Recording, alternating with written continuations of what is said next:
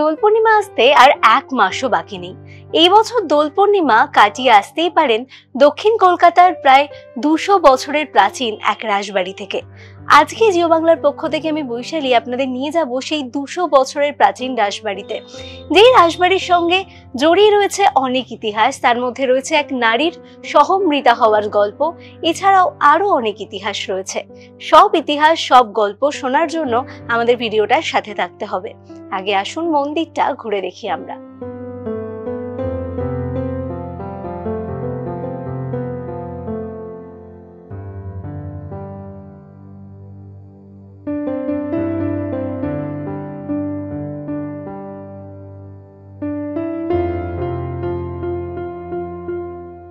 আজ আপনাদের নিয়ে এসেছি বড় রাসবাড়িতে। মন্দিরে প্রবেশ করলেই চোখে পড়বে নাট মন্দির।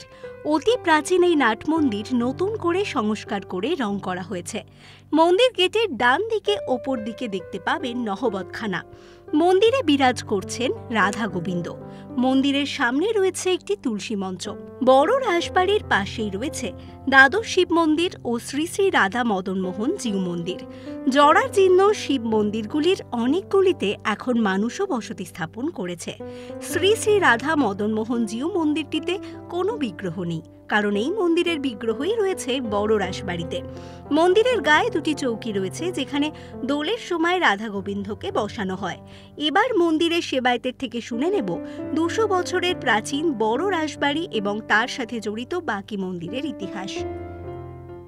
এটা আপনার 1828 সালে উদয়নারায়ণ মণ্ডল এটা তৈরি করেছিলেন। 1834-এ এটা কমপ্লিট করে, যার জন্য বাইরে লেখা আছে দেখবেন 1834। 1834 মানে 200 বছরের কাছাকাছি। 200 বছর হয়নি, মানে 2034 সালে এটা 200 বছর হবে। বড় রাসবাড়ির ইতিহাস বলতে উনি উদয়নারায়ণ মণ্ডল এই মন্দির তৈরি করেছিলেন।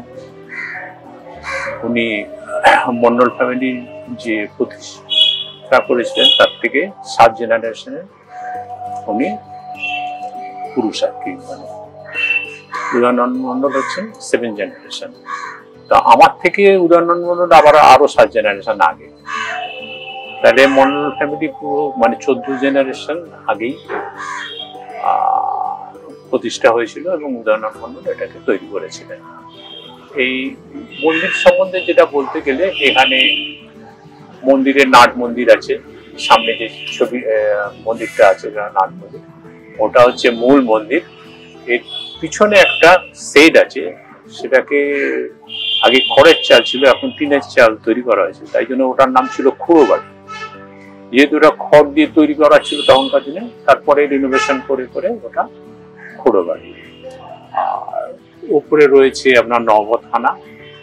এই মন্দিরের মেন উৎসব হচ্ছে রাস, ঝুলন, জন্মাষ্টমী, দোল, দোলের আগে হোলিকা দহন, রথ, সব অনুষ্ঠানই এখানে হয়। এবং প্রতি একাদশীতে মানে ভোগ তৈরি হয়, আর প্রত্যেক অনুষ্ঠানেই ভোগ তৈরি হয়। এখানকার মেইন জিনিস হচ্ছে যে এখানে কোনো অন্যর কোনো ভোগ তৈরি হয় না, মানে এখানে অন্যের কোনো সাথে কোনো মানে যোগ নেই। পায়েস বলুন, ভাত বলুন, কিছু যোগ নেই। এখানে লুচি তৈরি হয়, তরকারি তৈরি হয়, এবং বিশেষত হচ্ছে এই তরকারিতে কোনো লবণ ছাড়া তৈরি করতে হয়, আর মিষ্টি তৈরি হয়, ফল টল থাকে। উদয়নারায়ণ মণ্ডল যে রাধা মদন মোহনজি মন্দির তৈরি করেছিলেন, তার পিতা ছিলেন মানিকচন্দ্র মণ্ডল।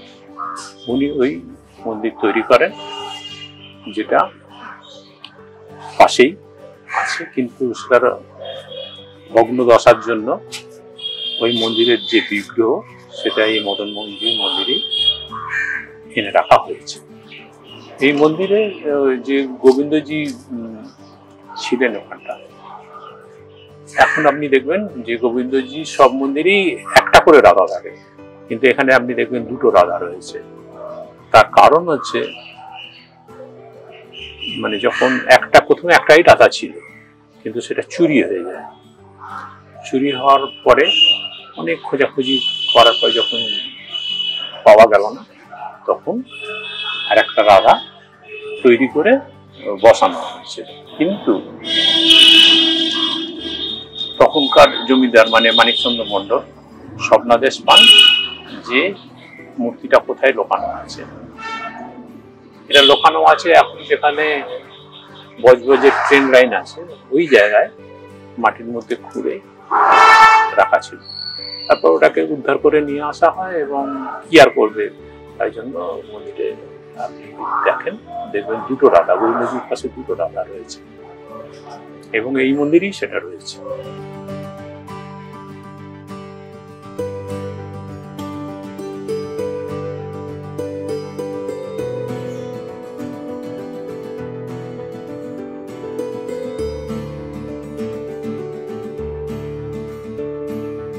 মানিকচন্দ্র মন্ডলের স্ত্রী মুক্তকেশী তার নাম ছিল।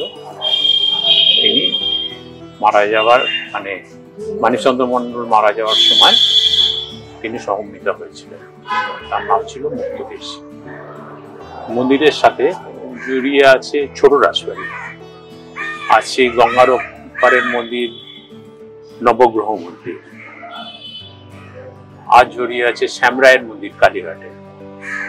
এই মন্দিরের সাথেই যুক্ত হয়ে আছে। ওটার সাথে দক্ষিণেশ্বর কালীবাড়ির একটা লিঙ্ক আছে, যেটা গঙ্গার ওপারে আপনার রামনাথ মন্ডল বানিয়েছিলেন। ওটা আপনি যদি দেখেন, দেখবেন একদম এক্স্যাক্ট দক্ষিণেশ্বরের কালী মন্দির যেটা আছে সেইটার মতোই। কিন্তু দক্ষিণেশ্বর কালী মন্দিরের অনেক আগে সেই মন্দিরটা তৈরি হয়েছিল। যখন রানী রাসমণি তখন গঙ্গা বিহার করতে করতে এই দিক দিয়ে যাচ্ছিলেন, তখন ওই মন্দিরটা উনি দেখেছিলেন এবং পরবর্তীকালে যখন উনি দক্ষিণেশ্বরের কালীবাড়ি তৈরি করেন, তখন এই মন্দিরের ডিজাইনটাই উনি চুজ করেছিলেন। আপনি যদি গিয়ে দেখবেন একদম এক্স্যাক্ট ওই রকমই রয়েছে। বড় রাজবাড়ি আমাদের ভবানী সিনেমা, চারু মার্কেট, এই স্টপেজে নামলেই চলে আসতে পারবেন। এখানে সবকটা মন্দিরই আপনি দেখে যেতে পারবেন। বড় রাজবাড়ি মন্দির, ছোট রাজবাড়ি মন্দির, নবগ্রহ মন্দির। কখন খোলা থাকে এই বড় রাজবাড়ি?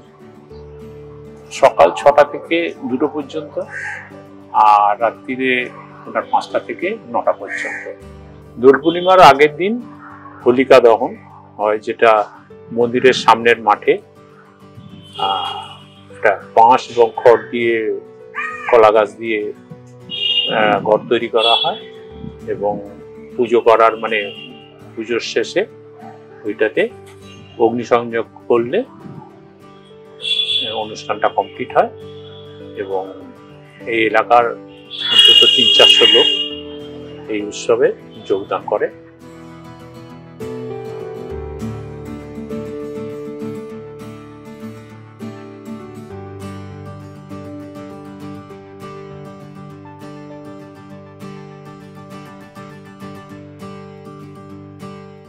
শুনে নিলেন এই বড় রাজবাড়ির ইতিহাস।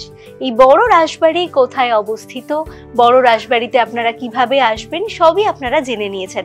তবে আপনারা এই রাজবাড়ি এলে শুধু এখানেই নয়, এই সংলগ্ন বাকি সমস্ত মন্দিরেও ঘুরতেই পারেন।